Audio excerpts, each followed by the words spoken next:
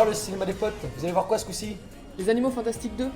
D'ailleurs, les Animaux Fantastiques 2, ça me fait penser, dans toutes les grandes sagas, je sais pas si vous avez remarqué, il y a toujours un vieux super puissant qui connaît tout et qui fait toujours le job de sauveur de l'humanité à un jeune naïf. Ah oui, c'est vrai ça. Bah oui, dans Harry Potter. Tu m'excuses, je m'installe. Harry, écoute-moi bien. Il faut sauver l'humanité. Il faut que tu combattes Voldemort et que tu sauves le monde des sorciers. Mais je suis juste un gamin, moi. C'est pas vous le plus fort des sorciers? Ah, oui, c'est vrai. Mais il s'avère que, en fait, j'ai conseil de classe à Poudlard et c'est vraiment hyper important. Tu comprends, Harry? Je peux pas sauver l'humanité. Ah ouais. Et dans le Seigneur des Anneaux, c'est ce fourbe de Gandalf. Bouh! Alors, t'as eu peur? Écoute-moi bien, Frodon. Le sort de l'humanité dépend de toi. D'accord? Tu dois combattre Sauron. Tu dois défendre la Terre du milieu. Et tu n'as pas vraiment le choix. Moi? Mais je suis juste un hobbit. C'est pas vous le plus fort de tous les sorciers? Oui, c'est vrai. Mais j'ai conseil elfique à Elrond, je dois m'y rendre, c'est très important, je ne peux pas sauver l'humanité, tu comprends. Tiens, prends cet anneau, ça te portera bonheur pour ta quête. C'est cadeau, ça fait plaisir. Ce fourbe de Gandalf. Et bien sûr dans Star Wars. Et voilà, monsieur Obi-Wan, votre robot sexuel est quasiment réparé. Ce soir, vous allez vous éclater. Et Luke, j'ai besoin que tu me rendes à notre service. J'ai besoin que tu sauves la galaxie. Tu dois battre l'Empire et défaire Vador. Moi? Mais je suis qu'un fermier. Oui, mais moi j'ai conseil Jedi à Coruscant, c'est important.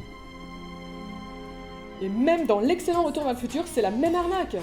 Marty! Il faut que tu viennes avec moi. Quoi? Mais sauver l'humanité, bien sûr. Non mais, j'espère qu'ils vont arrêter de nous faire le coup sérieux, c'est pas possible. Men det som stör mig är att i den här filmen så är det Obscurus och Nagini och alla fantastiska varelser tar all uppmärksamhet som egentligen borde gå till en uppföljare för bara nifflare. Eh ben ouais, c'est Exactement. Ouais, c'est tout à fait. Le cinéma des potes! Il faut sauver l'humanité! Ouais, globalement, en fait.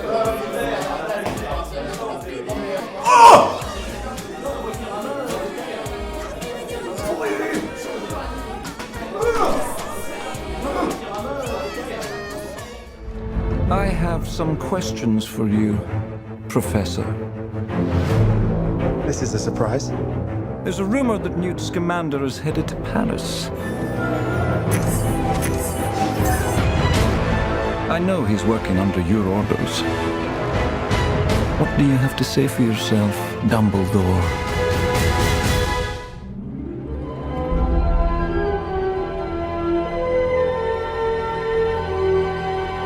Alors nous venons de sortir des Animaux Fantastiques 2. Des crimes de Buchenwald, Les Animaux Fantastiques, les crimes de Grindelwald. Cette fois, je l'ai bien dit. J'ai bien aimé le film, mais un peu moins que le premier, je vais expliquer pourquoi. Bon bah oui, je n'ai pas trop aimé.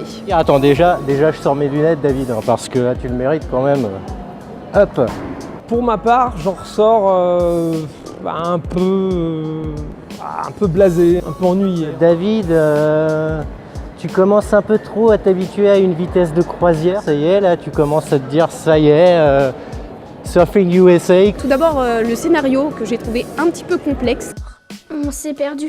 J'étais un peu perdue pendant tout le film parce que l'histoire est complètement éclatée. Je trouve qu'ils n'ont pas réussi à bien raconter une histoire, en tout cas pas au sens où moi je l'aime. Ça va. Il y a pas mal de zones d'ombre. Encore une fois, on est, je pense, sur quelque chose d'assez haut par rapport à la norme des films blockbusters qu'on a l'habitude de voir. Mais il y a des gros problèmes de rythme, à mon sens. Il se passe beaucoup de choses, il y a beaucoup de personnages et parfois on s'y perd un peu, contrairement au premier où il y en avait quand même beaucoup moins. Au lieu de développer une intrigue simple, dense et vraiment tendue, quoi, on lance une intrigue. Au début, j'étais plutôt dedans, ok, sympa. Et tout est hyper vague en fait. Deuxième intrigue, je fais bon, normal, hein, il y a au moins 2 intrigues souvent, ok. C'est un peu genre, il se passe un peu ça. Troisième intrigue. Il se passe un peu ça. Quatrième intrigue. Mais attendez, vous allez voir, ça va s'améliorer avec la suite. Cinquième. Et en fait, non, c'est la fin. Allez, au suivant. Et la suite? c'est quand que ça commence, quoi. Et c'est pas une question d'action, parce que de l'action on en a un peu, mais c'est quand que l'intrigue littéralement commence. Je trouve qu'on commence vraiment à être dans le film à partir du dernier tiers. Sinon avant il y a beaucoup d'explications, c'est un film très bavard. Je pense que ces problèmes de rythme sont totalement liés à la place de l'épisode 2, donc, qui fait partie en fait d'une série de 5 épisodes. Dans les séries télé, comme ils savent qu'ils ont plein d'épisodes, ils disent bon allez c'est parti, on va commencer 4 intrigues, vous allez voir, on aura le temps de tout développer. Voilà. Moi personnellement c'est un truc dont je suis absolument pas fan, donc voir ça devant un film de 2h, 2h30, ça me saoule. La ferme.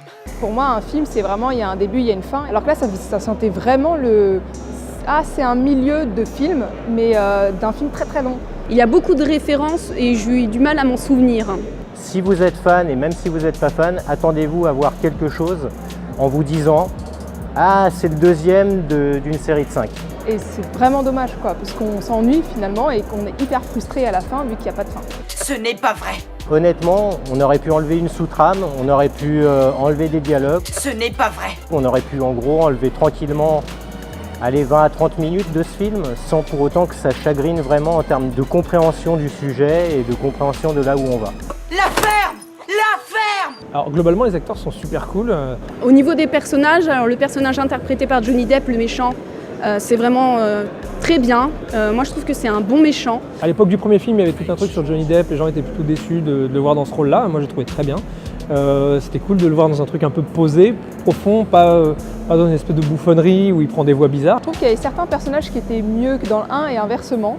Par exemple, je trouve que le personnage de Croyance est un peu mieux dans le 2.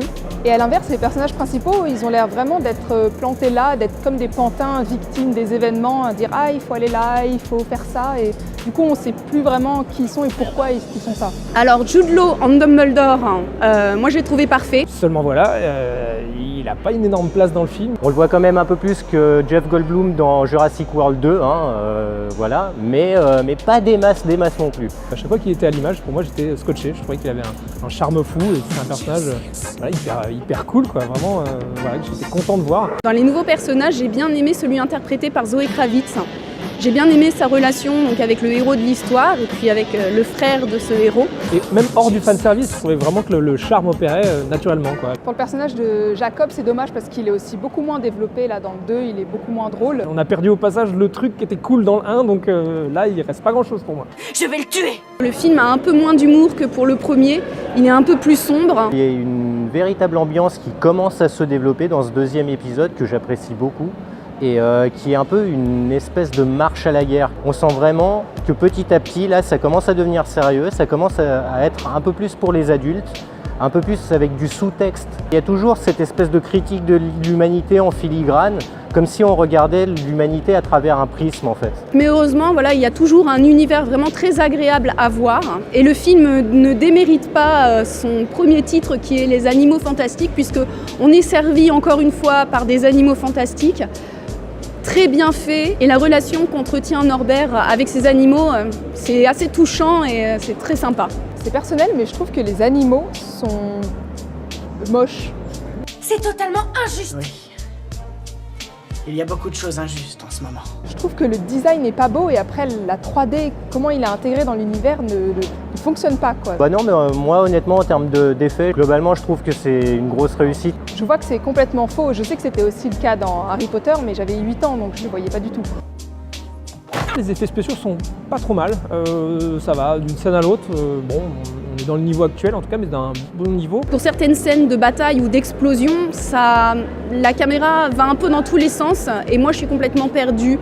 Tout allait très très vite, il y avait certaines séquences assez calmes, mais où les plans étaient complètement random, où je me disais mais pourquoi il y a un gros plan comme ça à ce moment-là? Ça me semblait un peu aléatoire, quoi. La réalisation de David Yates, bon, elle était comme d'habitude, mais je la trouvais vraiment efficace. Je trouve qu'au final, j'étais peut-être un peu dur avec lui, c'est quand même un bon faiseur. Donc en conclusion, un film suite dans le mauvais sens du terme pour moi, où l'histoire est peu intéressante et où la magie peine à exister. Donc voilà, David, je m'attendais à quelque chose d'un peu mieux quand même, d'un peu moins longuet. Mais le film reste fun et il est passé très très vite. C'est effrayant comme le temps passe vite quand on s'amuse. Globalement, dans tous les cas de figure, je trouve que c'est un très bon entertainment.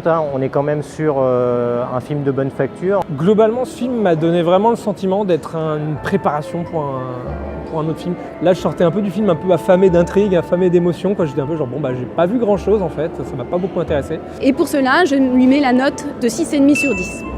Je vais lui mettre la note de 5,5 sur 10.